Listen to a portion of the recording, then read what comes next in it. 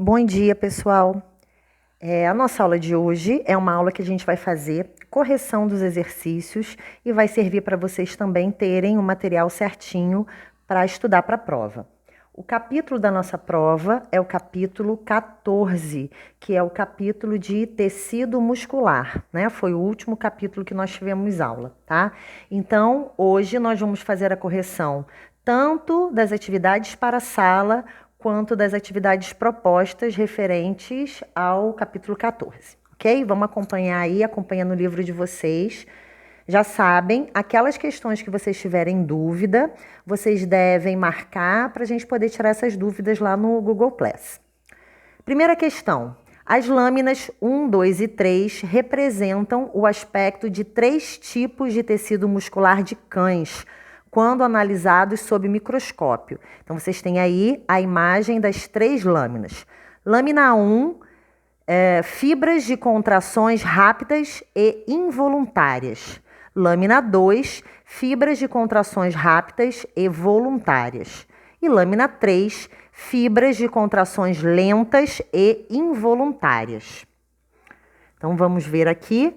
As fibras observadas nas lâminas 1, 2 e 3 foram retiradas, respectivamente, dos músculos. Então, a resposta dessa questão aí é letra B. B de bola.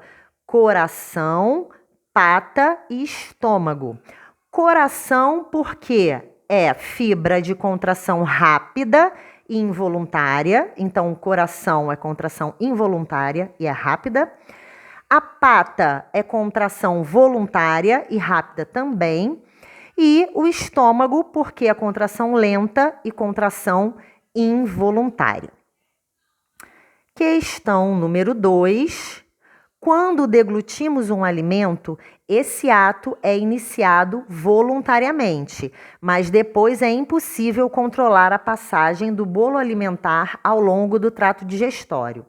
Isso se explica pelo fato de a musculatura associada aos órgãos derivados do endoderma do embrião ser constituída por fibras, letra D de dado, não estriadas de contração involuntária. Então, toda essa parte da musculatura dos órgãos, né, é de fibra não estriada e tem contração involuntária. Número 3. Preocupados com a boa forma física, os frequentadores de uma academia de ginástica discutiam sobre alguns aspectos da musculatura corporal. Nessa discussão, as seguintes afirmativas foram feitas. 1. O tecido muscular estriado esquelético constitui a maior parte da musculatura do corpo humano. 2. O tecido muscular não estriado é responsável direto pelo desenvolvimento dos glúteos e das coxas. 3. O tecido muscular estriado cardíaco pode ser de contração por ser de contração involuntária, não se altera com o uso de esteroides anabolizantes. Vamos acompanhar aqui do outro lado. Analisando as afirmativas, pode-se dizer que apenas 2 e 3 estão corretas, apenas 1 está correta, apenas 2 está correta, apenas 1 e 2 estão corretas ou 1, 2 e 3 estão corretas. Essa questão número 3, a resposta é a letra B de bola. Apenas 1 está correta. Então, a afirmativa correta, vamos voltar aqui. O tecido muscular estriado e esquelético constitui a maior parte da musculatura do corpo humano. Número 4. Considere as afirmações a seguir sobre o tecido muscular esquelético. 1. Para que ocorra contração muscular, há necessidade de uma ação conjunta dos íons cálcio e da energia liberada pelo ATP, o que promove um deslizamento dos filamentos de actina sobre os de miosina no miócito. 2. Exercícios físicos promovem um aumento no volume dos miócitos da musculatura esquelética por meio da produção de novas miofibrilas.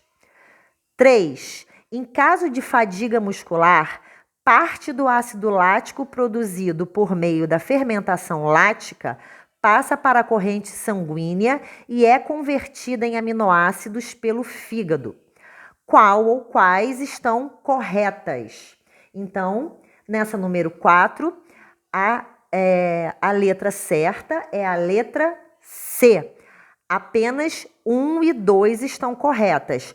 A 3 está errada porque quando esse ácido lático chega ao fígado, ele é convertido novamente em glicose e não em aminoácidos, ok? Então, letra C, apenas 1 e 2 estão corretas. Número 5. Na final do campeonato de atletismo, João consagrou-se campeão na modalidade salto com vara, enquanto Pedro venceu na modalidade maratona.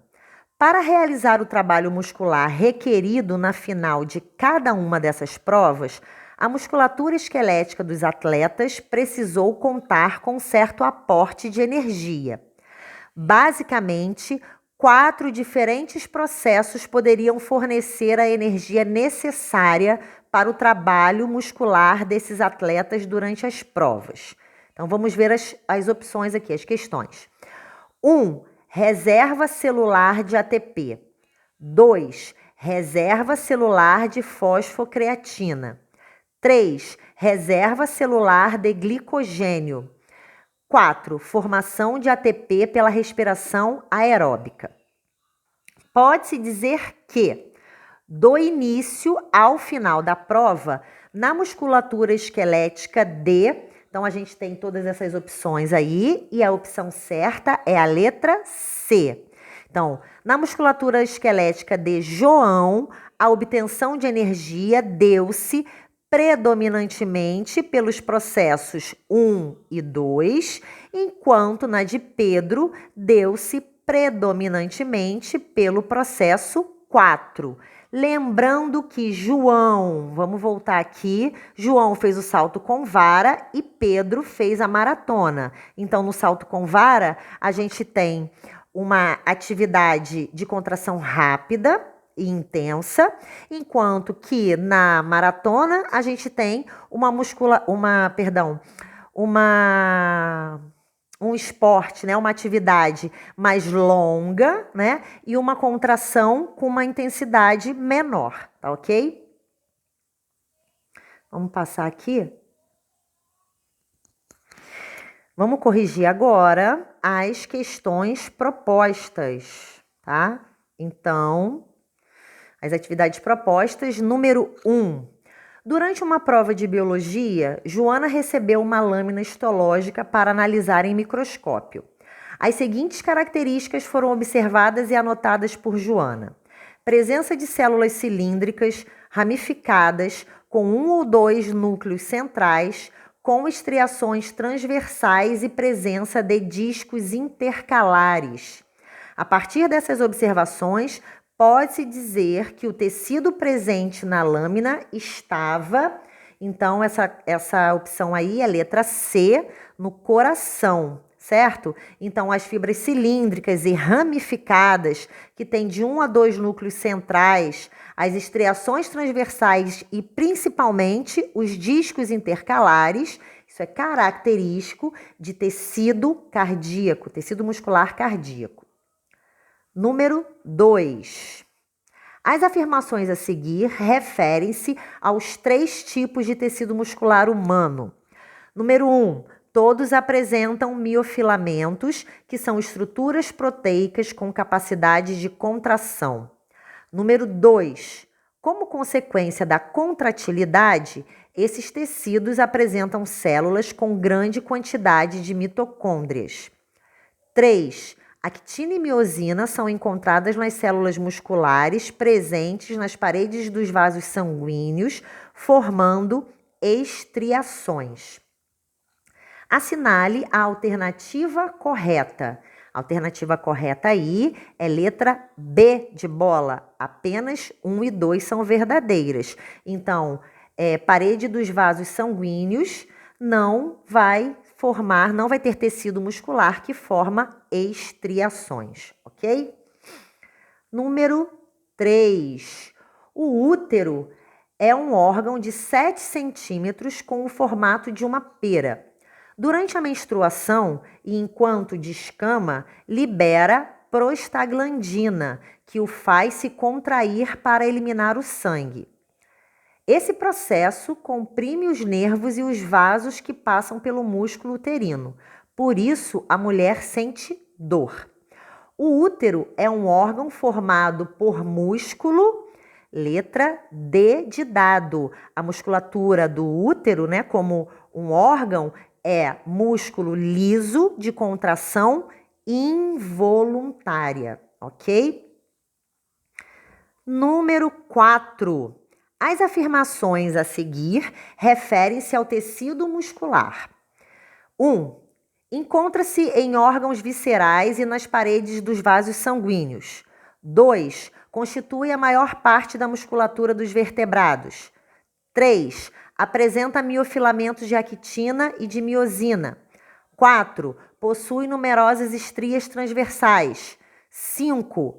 Contrai-se sempre involuntariamente. Assinale a alternativa que classifica corretamente cada tipo de tecido muscular quanto a essas características. Então, a gente tem aqui o quadro que mostra as nossas opções e nessa questão 4, a alternativa correta é letra D de dado. Então, tecido esquelético refere-se às afirmativas 2, 3 e 4. Tecido cardíaco refere-se às afirmativas 3, 4 e 5. E tecido não estriado refere-se às afirmativas 1, 3 e 5. Número 5. Considere os seguintes músculos. 1. Não estriados, responsáveis pelo peristaltismo. 2. Estriados, responsáveis pelos movimentos do esqueleto. 3. Cardíaco, responsável pelos movimentos de sístole e diástole. Precisam estar dispostos em pares antagônicos para serem eficientes em sua função os músculos citados em... Então, nesse caso, a gente tem aí a letra B, 2 somente, que são os estriados, que são os responsáveis pelos movimentos do esqueleto.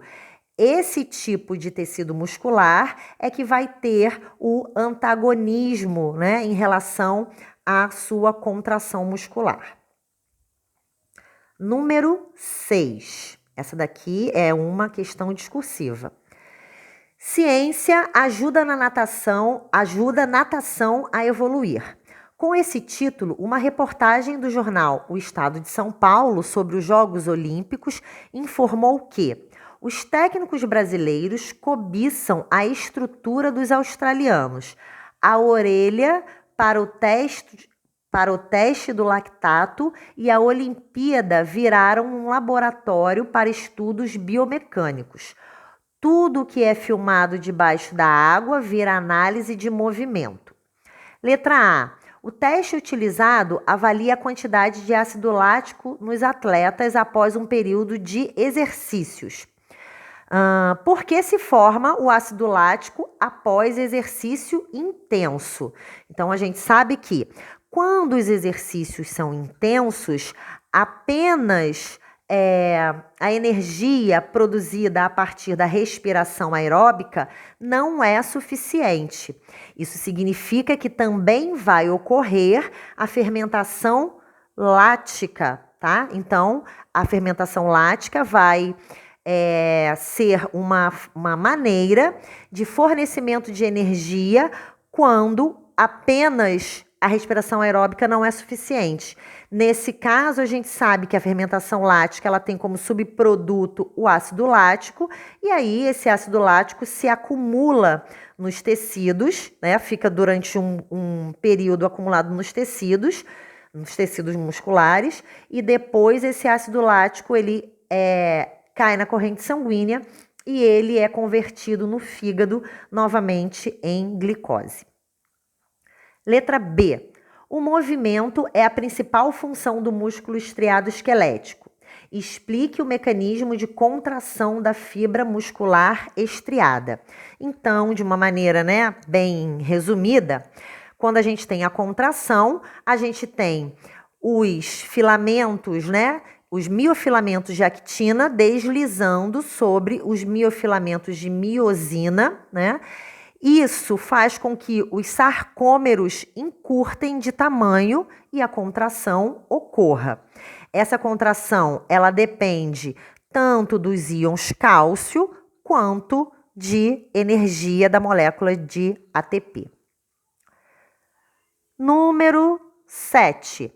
Um sedentário, participando de uma corrida de 1.500 metros, desmaiou depois de ter percorrido cerca de 800 metros, devido à oxigenação insuficiente de seu cérebro. Sabendo-se que as células musculares podem obter energia por meio da respiração aeróbica ou da fermentação, nos músculos desse indivíduo desmaiado deve haver acúmulo de letra D de dado, ácido lático. Foi o que a gente acabou de falar. Numa atividade intensa, apenas a respiração aeróbica não é suficiente, então entra o mecanismo de fermentação lática para fornecer energia para essa musculatura. Isso vai fazer com que se acumule ácido lático nos músculos. Número 8.